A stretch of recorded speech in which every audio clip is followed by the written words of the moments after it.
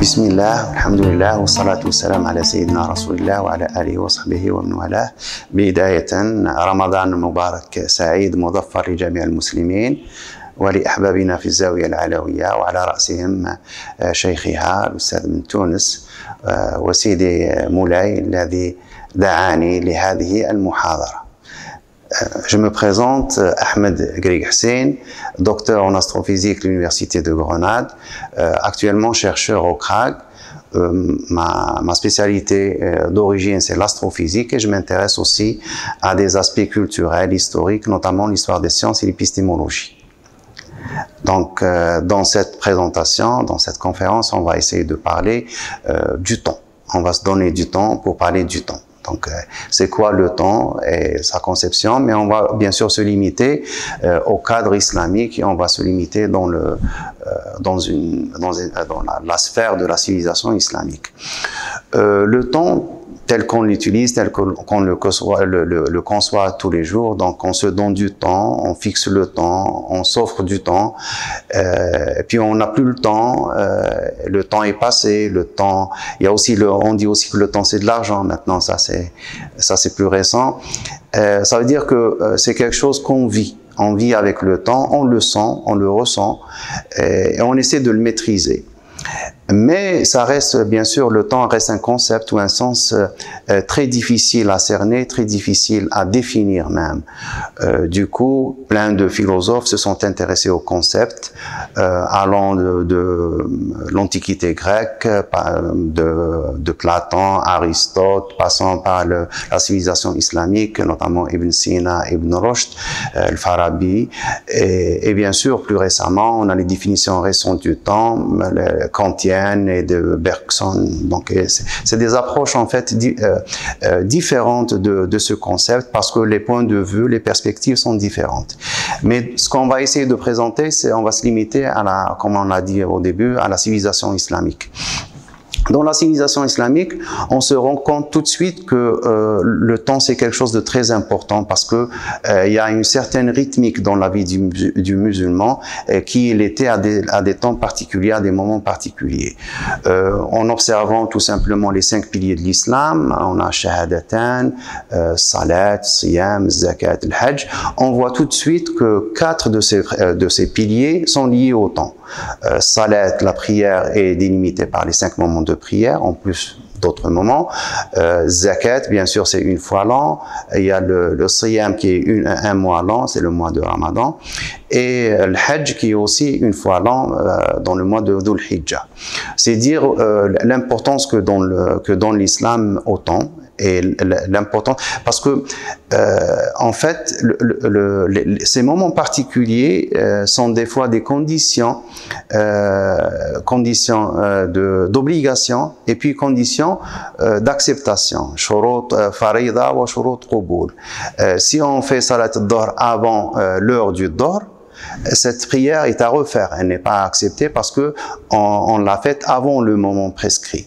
Mais aussi chez les fuqaha, il définit aussi le temps, le waqt, comme étant pour la prière par exemple, il y a 2 définitions, il y a le waqt al-daruri ou le waqt al-ikhtiyari.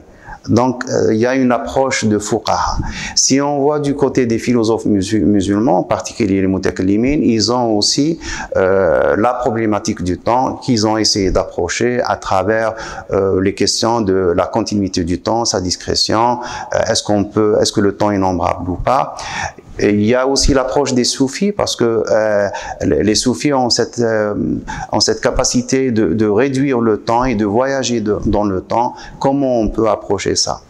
Mais bien sûr, pour essayer de voir tout ça, on ne pourra pas, je pense, voir toutes ces définitions dans cette conférence parce que le thème est très large dans la civilisation islamique. Mais on va essayer de jeter un peu de lumière sur certains aspects.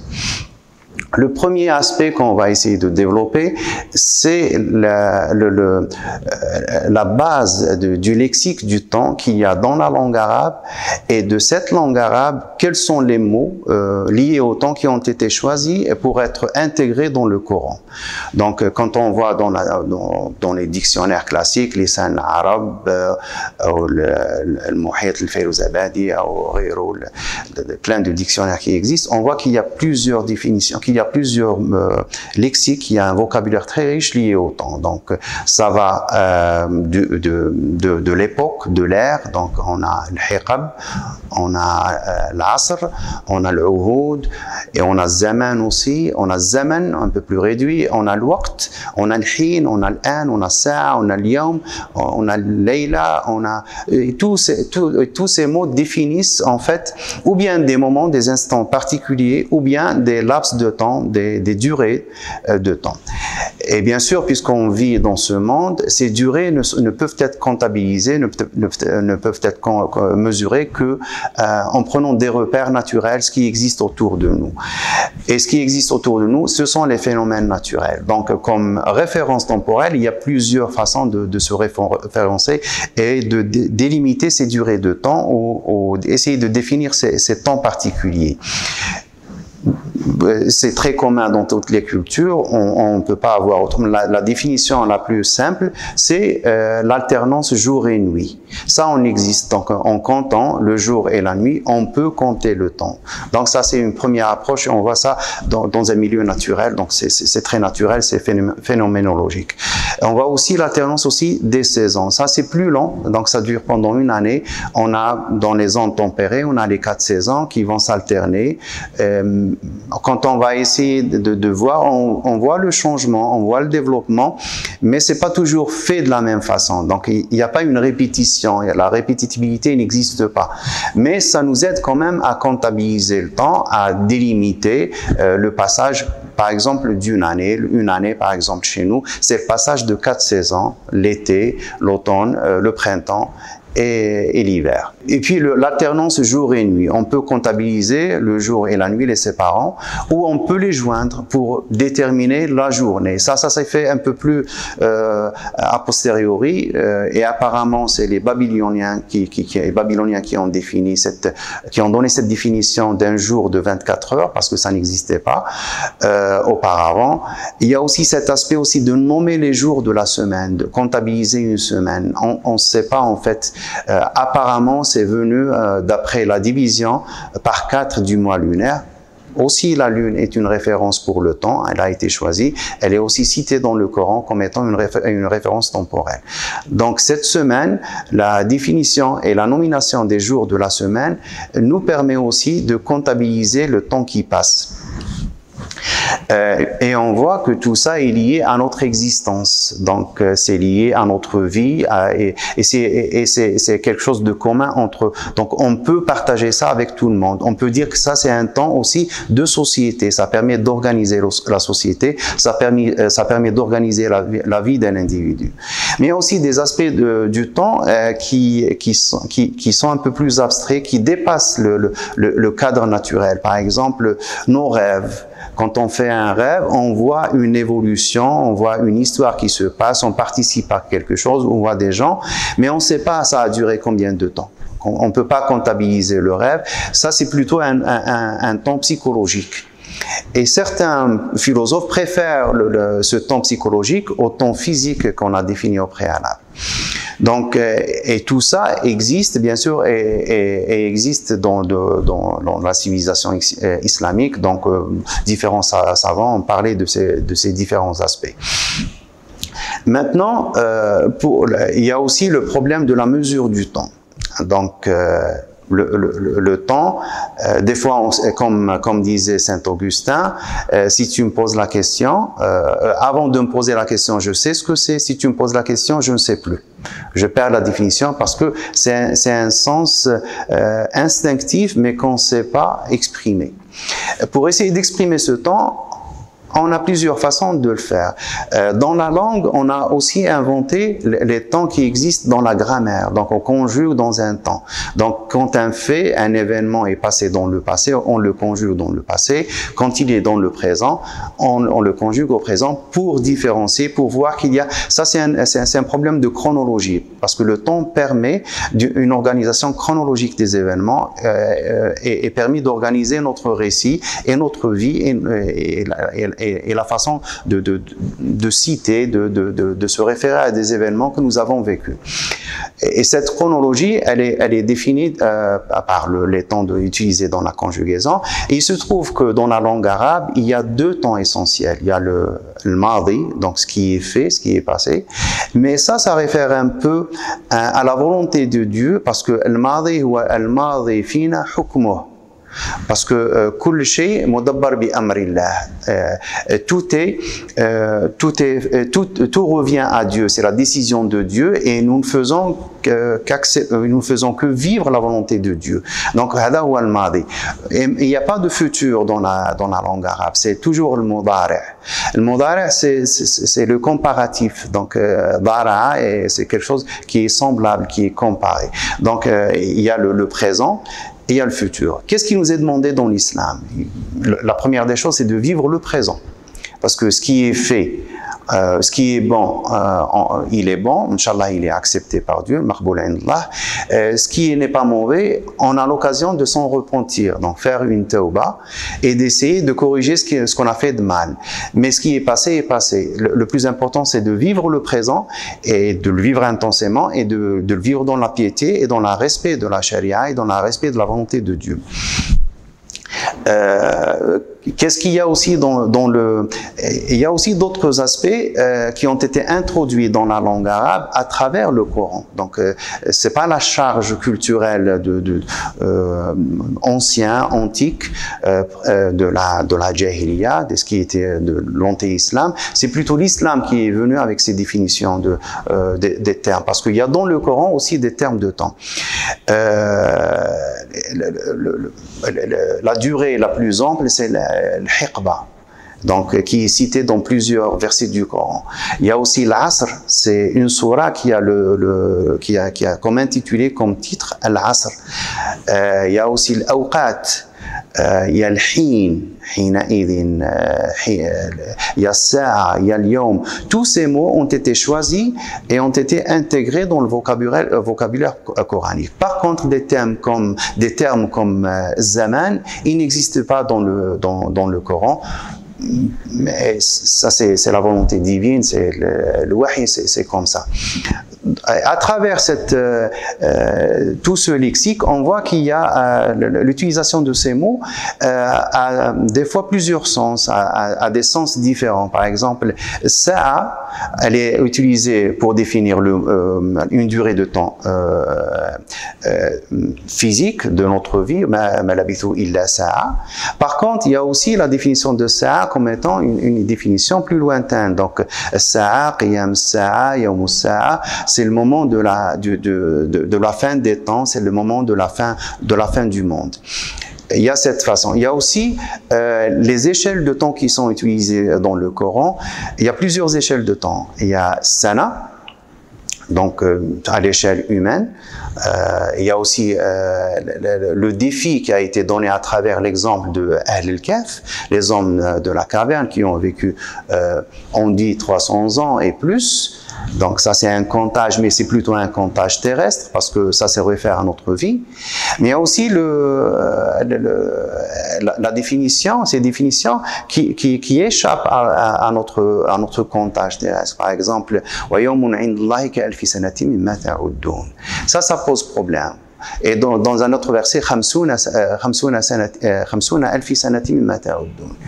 donc ça nous change de magnitude, ça change de gamme et ça change de référence. Il y a Sana qui est la référence, ou Shar qui est la référence, ou Yom qui est la référence dans l'échelle humaine, mais il y a aussi la référence divine. Et pour interpréter tout ça, c'est très difficile parce que c'est un exercice, parce qu'on voit qu'on change de référence. Il y a entre l'humain et le divin, et il y a aussi les liens qui se font entre ces deux mondes, le monde de l'humain et le monde divin. Il y a aussi les malaïka ya'rujuna fi yawmin miqdaru 50,000 sanatin mimma ta'udun. Donc tout ça, c'est très difficile, mais ça réfère à des points de vue, à des références, à des points de repère très différents. Et ça fait partie de l'islam. Il y a aussi, en restant dans le même thème, des questions qu'on peut se poser. Par exemple, le moment où Rasoul alayhi salatu salam a fait son mi'raj, donc on sait très bien, il y a toute une sourate qui est consacrée à sourate al-Isra, à ce miracle qui a été donné au prophète alayhi salatu salam, mais on ne sait pas dans quelle référence on peut se mettre dans ce moment. Donc Rasoul alayhi salatu salam, quand il a fait son mi'raj, on ne sait pas le comptage de ce temps, comment on peut le faire. Donc, parce que ce que Rasul ce qu'il raconte de son expérience, c'est très ample. Donc la rencontre des prophètes, arriver à Al-Quds, et puis le Faridat Salat, et tous ces faits qui sont racontés, mais on peut les comptabiliser dans à quelle temporalité on se réfère dans ce cas. Il y a aussi le moment qu'a vécu Sidna Adam ou Hawa dans le paradis. On ne sait pas à quelle référence on peut se mettre. Donc c'est une temporalité qui est différente de notre monde. Donc tout ça pour maintenant le Sidna Isa alayhi salam ou al-marfou' ou fil jannah, il est dans quel référent temporel aussi. Donc on sait qu'il reviendra à la fin des temps, mais actuellement, nous, on est dans notre échelle, dans notre monde, dans notre temps. Mais Sidna Isa alayhi salam, il est dans quel référent temporel?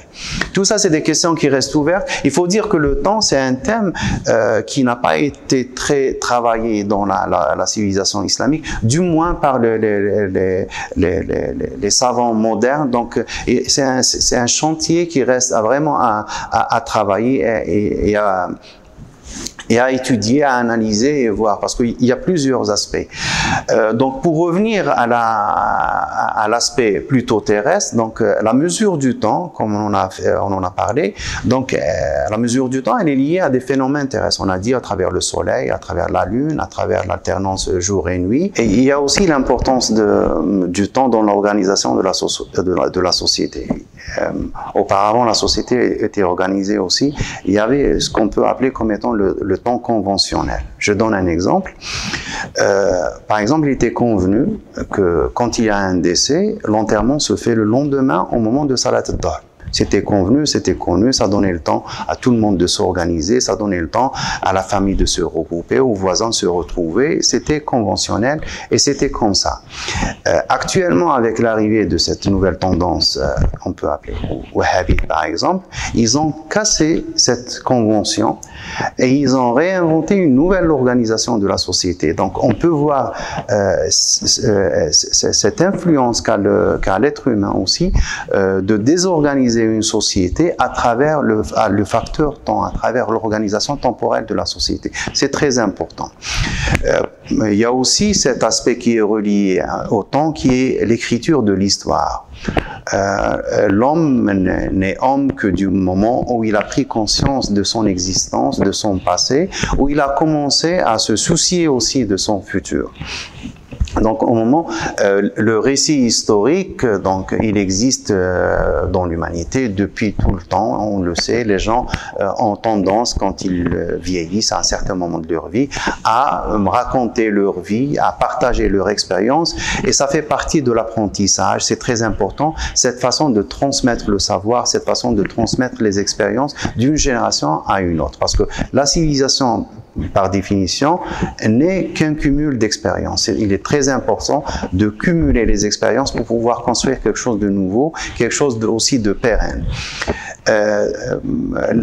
l'écriture de l'histoire dans la civilisation islamique a commencé au début à travers le travail des muhaddithin ou des ikhbariyin. Les ikhbariyin ont choisi un mode de travail qu'ils ont calqué sur les muhaddithin, et pour ces derniers, donc ce qui est important dans la transmission, c'est la vérification et l'authentification de l'information ramenée de telle personne à une autre. Donc, de vérifier que si le transmetteur n'est pas un menteur et n'a pas de préalable de mensonge. Donc, au début, quand on voit ce qui est écrit, donc Kutub al-Fada'il, Manaqib al-Oula, qu'on trouve, donc il reste quelques bribes, quelques manuscrits autour de ça, on voit qu'il n'y a pas les faits ne sont pas marqués dans le temps. Même la sira du prophète, il n'y a que quelques faits qui sont marqués dans le temps, et s'ils sont marqués, ils sont marqués dans le temps, dans le mois. Donc, quelques faits sont marqués dans l'année, mais en général, on connaît un peu l'ordre des événements, on sait qu'il y a une chronologie, qu'il y a une suite, mais on ne sait pas quand est-ce que ça s'est passé. À un certain moment, quand la civilisation islamique s'est développée, donc il y a eu la culture qui a eu le temps de trouver ces marques, donc on a commencé à rédiger des histoires, et c'était au début des annales qui étaient en fait des récits qui sont liés à l'année. Donc on donne l'année et on donne ce qui s'est passé, les grands événements, les décès des hommes les plus importants, des ulama, des gouverneurs, des princes, quelques batailles, les guerres avec d'autres musulmans, d'autres dynasties, etc., etc. Dans la civilisation islamique, on a continué à faire ça pendant des années jusqu'à l'époque des Mamlouks. Donc, on a comme référence Tarikh Tabari, Tarikh Ibn Kathir, Tarikh Ibn al-Athir, donc il y a plein d'autres histoires. En fait, c'est des chroniques, c'est des annales historiques. C'est Ibn Khaldoun qui a commencé une réflexion un peu différente. Donc, pour lui, l'histoire n'est pas l'effet de marquer les faits importants d'une année ou d'un moment, comme si c'était des faits qui existaient, qui sortaient du néant, donc qui venaient ex nihilo, qui existaient à un moment puis disparaissaient. Mais il y a plutôt une suite, il y a une succession des événements, d'événements qui sont reliés les uns par rapport aux autres, qui font la suite de quelque chose. Il a aussi réfléchi, lancé la réflexion sur l'impact des événements sur l'homme et aussi l'impact de l'homme sur les événements. Donc c'est une approche totalement différente. Et cette approche, donc c'était une approche très moderne qui a influencé par la suite toutes les écoles d'histoire qui sont venues par la suite, notamment les différentes écoles maintenant qui existent. Maintenant on a l'histoire politique, l'histoire économique, l'histoire locale, et il y a les biographies, etc., etc. Aussi, quelque chose de très important dans la civilisation islamique, c'est les calendriers. Les calendriers qu'on trouve, Roznama, ou Taqawim, donc le plus connu c'est le calendrier de Cordoue, et d'autres qu'on peut trouver donc chez les Tolba et les Imma avant, ils avaient tous un calepin où ils notaient les choses les plus importantes de l'année, donc le début de l'été, le début du printemps, quand est-ce qu'il pouvait pleuvoir, quand est-ce qu'on s'attend à ce qu'il y ait une période de froid, et on les nomme chez nous. Tout le monde connaît Smayim, tout le monde connaît Liali, on connaît moins l'Ansra, on connaît moins l'Hsoum, mais etc., etc. C'est des moments très importants. On trouve ça dans les calendriers. Mais plus que ça, ces calendriers, c'est des calendriers pratiques qui sont faits pour l'organisation de la société, ils sont rédigés pour la pratique de l'agriculture, donc ils sont censés être utiles aux paysans. Qu'est-ce qu'on trouve dedans? On trouve plus le calendrier lunaire pur, on trouve plutôt le calendrier aussi admis, le calendrier solaire. Donc on a le calendrier lunaire qui est utilisé dans le culte, et on a de l'autre côté le calendrier solaire qui est utilisé dans l'organisation de la vie, et notamment l'agronomie, donc le paysanat, etc., qui s'organisait autour de ça. C'est très important aussi. Mais ça dénote aussi cette capacité de la civilisation islamique à être à admettre la coexistence. L'islam, on n'utilise pas le terme tolérant parce que le terme tolérant, il y a aussi un jugement de valeur. Je vous tolère. Qui suis-je pour vous tolérer? Vous êtes la créature de Dieu, mais plutôt on coexiste. Donc nous, dans l'islam, on utilise ta'aïch, la coexistence. Chacun a le droit d'exister et vivre sa vie telle qu'il la conçoit. Donc ça, c'est quelque chose de très important. Et ça, on le trouve dans les calendriers, parce que quand je prends un manuscrit de calendrier de Kabylie, par exemple, Ma'alim Istibsa de Ben Ali Sharif Shlati, qu'est-ce que je trouve? Je trouve l'ère musulmane, Hijra, je trouve l'ère chrétienne, le Milad, je trouve l'ère des Coptes, je trouve les mois syriaques, je trouve les mois persans, je trouve tout ça. C'est cette capacité d'intégrer tout ça et donc créer une nouvelle culture qui est aussi l'une des caractéristiques de la civilisation islamique. Dans le temps, on voit aussi l'influence de la définition du temps, l'influence de la définition occidentale du temps dans la vie quotidienne, notre vie quotidienne. On nous a imposé le calendrier grégorien, c'est pas un choix. Donc le monde entier utilise le calendrier grégorien actuellement parce que c'est l'hégémonie occidentale, parce qu'on n'est pas assez fort pour imposer le nôtre. Et des fois, on a tendance à oublier l'utilisation de notre propre calendrier, ce qui est aussi dommage et malheureux. On a aussi on subit aussi cette influence à travers les réseaux sociaux où le temps est devenu vraiment une valeur mercantile, où l'être humain n'est vu qu'à travers cette valorisation du temps, cette valorisation mercantile. Par exemple, on nous oblige maintenant à un mode de consommation où on nous donne des petites vidéos de 30 secondes ou de 5 minutes comme ils veulent. Donc la définition, on maîtrise plus, on est emporté par cette grande vague d'utilisation du temps qui nous fait, qui petit à petit nous fait que nous nous éloignons de notre propre conception notre propre entendement d'utilisation du temps. Voilà. Merci.